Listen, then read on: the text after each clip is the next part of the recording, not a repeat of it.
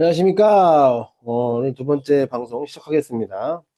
오늘은 좀 부재지주 문제에 대해서 이야기를 할 거고요.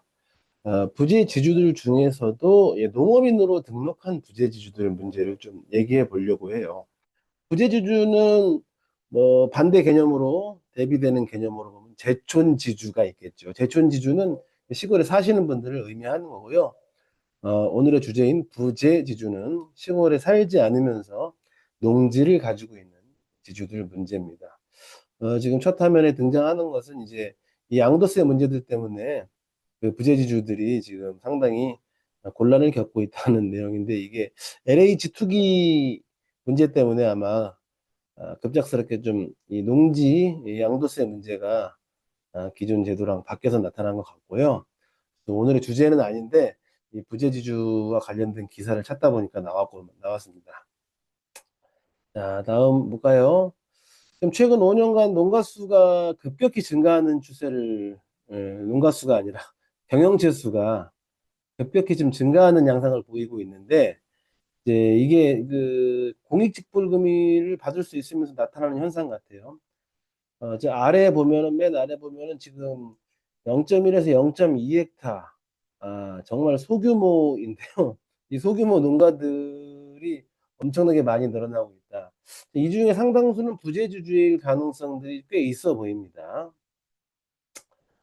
지금 이제 그 직불금이라든지 기타 농업인에게 주는 혜택을 좀 받으려고 농사를 안 지으면서 농사를 짓는 것처럼 작은 농지를 활용하는 경우들이 꽤 많이 발생할 거예요. 물론 이제 여기서 좀 가려서 봐야 될 것은 제촌지주 중에서 주로 은퇴 농부들도 이런 경향들이 없지 않아 있는데, 좀 그분들은 부재지주라는 좀 갈라서 봐야 되니까 너무 싸잡아서 이야기하지는 않으려고 하고요. 예, 뭐, 이 농지의 불법행위 제재를 강화한다, 뭐, 이런 얘기가 때때로 나오고, 여기 보듯이 이제 LH 투기 이야기를 가지고 사실은 그게 한때, 이 농지 불법행위, 농지 전용행위에 대해서 많이 이야기가 나오다가 지금은 많이 쏙 들어가 버렸습니다. 이게 지금 올해 여름에 나온 기사인데, 지금 보면은 이 국회의원들 300명 중에, 지금 뭐 몇 분의 몇인가 한 5분의 1, 6분의 1, 5분의 1, 그 정도 되는 것 같네요. 더 되나요? 4분의 1? 4분의 1까지는 안 되는 것 같지만 어쨌든 상당히 많은 국회의원들이 농지를 갖고 있다. 물론 이 중에 이제 농민 국회의원들도 있어서 뭐 그런 분들도 포함이 되어 있긴 한데, 대개는 농민이 아닌 사람들이 이제 국회에서 그 국회의원이 되기 전이든 국회의원 임기 중이든 농지를 가질 수 있는 어, 어떤 좀 조금 편법적인 방법들을 동원한 것이 아닌가라는 이 경실련의 조사 결과 발표 자료예요. 이게 사실 농지에 대해서 농민들이 아닌 사람도 가질 수 있게끔 여러 가지 예외가 열려 있다 보니까 이것을 활용해서 농지를 소유한 경우들이 많이 있고, 특히나 국회의원들은 농지법 등 이 농지와 관련된 제도를 다루는 사람들인데, 이런 사람들조차도 사실은 이런 이 법의 허점들을 잘 이용하고 있는 실정이라는 것을 보여주는 것 같습니다. 어쨌든 농지에서 부재지주들이 상당히 많다는 현실들을 보여주는 것들이고요. 제가 오늘 주로 이야기하고 싶은 것은 이 농업인으로 등록한 부재지주들에 의해서 이 농민들의 몫이 빼앗기는 이런 현실에 대해서 어떻게 바꾸겠냐, 그 대책을 얘기해 보려고 하는 거예요. 사실 이런 문제를 모르는 것은 아니기 때문에 오늘 우리에게 더 중요한 것은 대책이라고 생각을 하는데요. 뭐 저번 1차 영상에도 보였듯이 사실 이 그 농업인이 아님에도 농업인으로 등록되는 비율들이 저의 경우 거의 50%에 이르고 있어요. 뭐 전체 평균으로 이렇게까지 심하지는 않겠지만 상당수 많은 상대들이 농업인이 아니면서 이런 농업인으로 등록해서 혜택을 보고 있는데, 그중에서도 부재지주들은 우선적으로 좀 해결을 해야 되겠다, 그런 생각이 들고, 요거는 뭐 같은 맥락에 많은 임차농들이 사실상 그 해당 농지에서 농사를 지으면서 받을 수 있는 혜택에서 배제되는 유령 농부 신세다, 이런 것들을 좀 보여주는.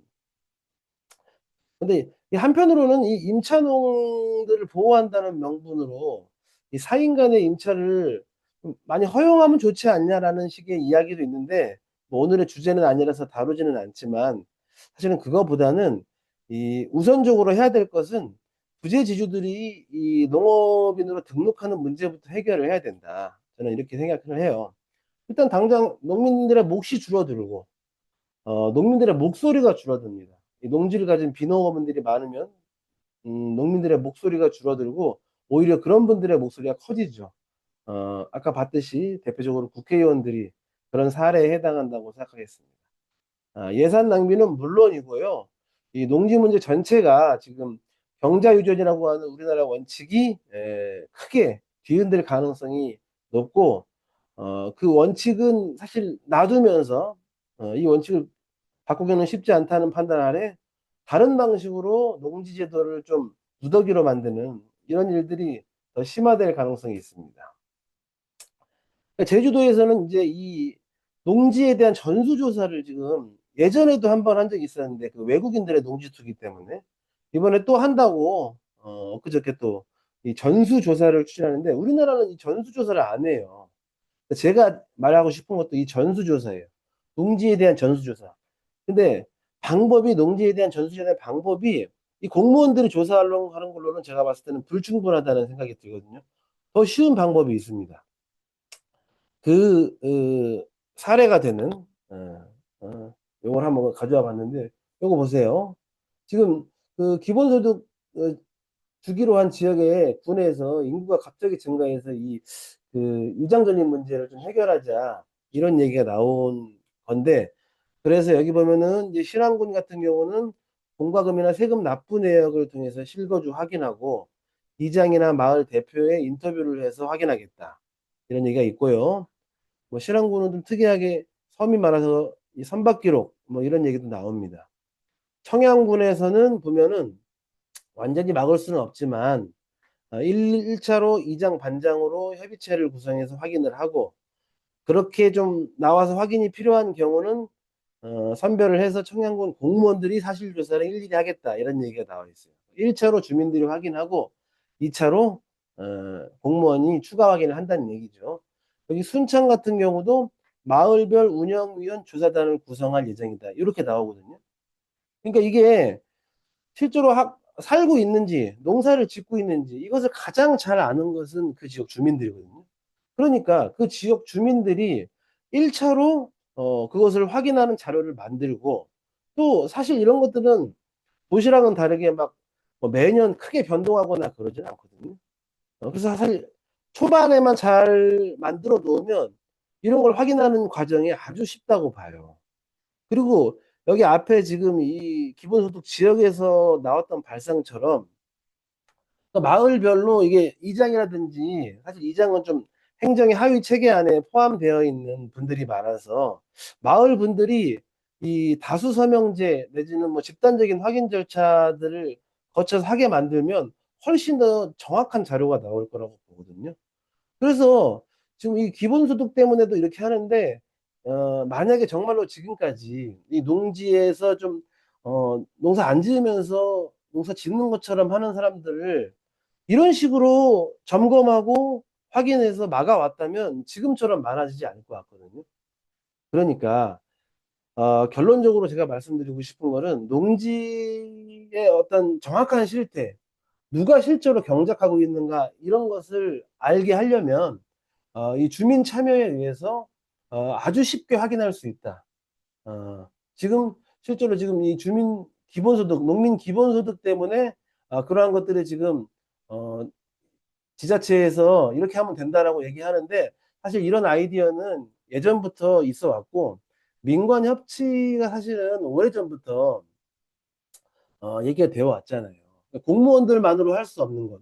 공무원들은 여러 가지 규정에 얽매여서 행동에 제한이 있는데, 주민들은 사실 그런 것 때문에 뭐 눈치 볼 것도 별로 없기 때문에 주민들이 직접 나서서 확인하면 가장 정확한 정보가 나오고, 그거를 2차적으로 뭐 추가 확인 절차, 어? 구제 절차 이런 거를 주면 저는 아주 손쉽게 이런 그 농사 안 지으면서 농업인으로 등록한 이런 문제를 해결할 수 있고, 그렇게 되면은 농업인이 가야 될 혜택을 온전하게 실제 경작하는 실경작자에게 갈 수 있는 길이 열린다.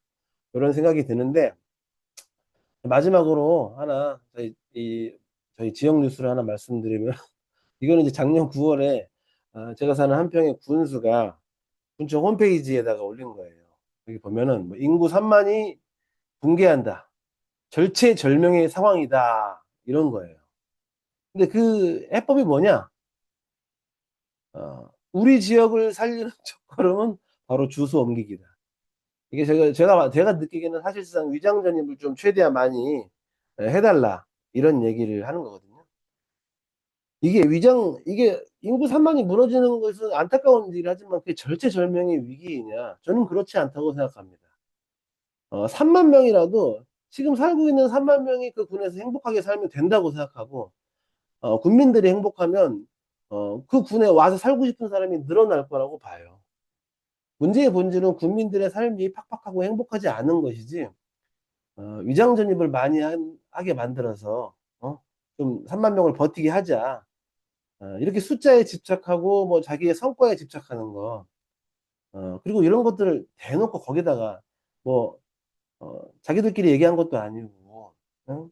대놓고 홈페이지에다가 게시하는 거예요. 이건 창피한지 모르는 일이라고 생각을 해서, 이런 행태는 바로 잡혀야 된다. 그리고 하나 더 말씀드리자면, 여기서 이제, 여기 보면 뭐 외부에서 전입해 오신 분들을 따뜻하게 맞이해 달라 이런 표현이 있는데, 제가 특히 이 표현에서 헛웃음이 나왔어요. 예전에 그 어떤 이 군 관련된 행사에서 그 군청의 최고위 간부라는 사람이 그런 말을 한 적이 있어요. 아니, 귀농귀촌하는 사람들이 왜 이렇게 민원들 제기하냐. 민원 때문에 지금 분란이 많다. 그래서는 안 된다. 이런 식으로 얘기를 하는 거예요. 근데 그 다음 말이 더 웃기는데, 아니, 그러려면 강원도 산골짜기 살지. 뭐하러 여기 와서 사냐. 이러는 거예요.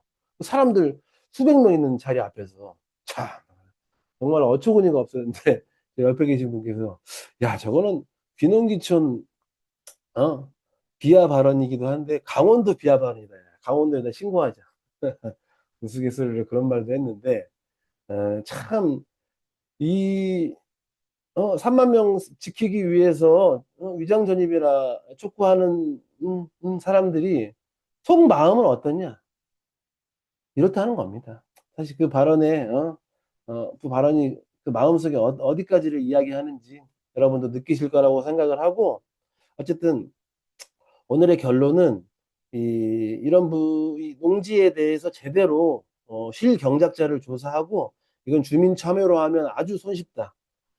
지금 기본소득 선정 지역에서 앞으로 하려고 하는 것처럼 그 위장 전입과 관련된 문제에서 확인 방법이 농지 전수조사에서는 훨씬 더 쉽다. 이런 말씀을 드리고 싶고, 근데 이제 마지막으로 하나 그 조금 걱정되는 부분들에 대한 이야기를 하지 않을 수 없는데, 이게 이 위장 농업인, 그러니까 농업인 행세하는 분들을 이것들을 완전히 처벌하고 색출한다 이런 관점에서 이런 자료를 사용하기 시작하면은 약간 문제가 생겨요.